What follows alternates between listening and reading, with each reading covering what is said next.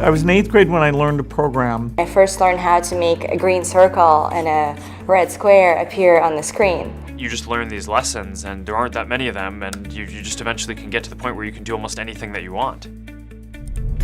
Computer science is just learning how a computer works and how it thinks so that you can teach it to do new things. These days, what you can do in computer science is pretty much amazing. I think it's the closest thing we have to a superpower.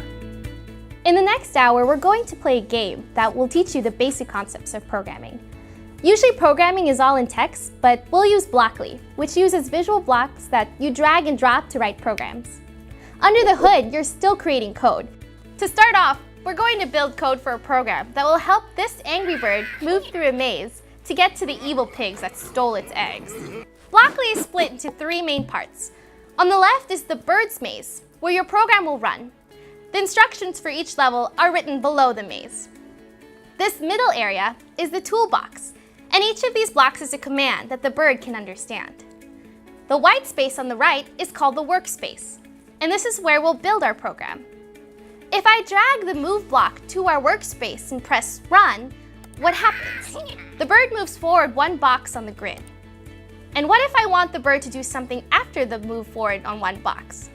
I can add another block to our program. I'm going to choose the turn right block, and I'll drag it underneath my move block until the yellow arrow appears. And then I'll drop it and the 2 blocks will snap together. When I press run again, the bird will perform the commands that are stacked from top to bottom on our workspace.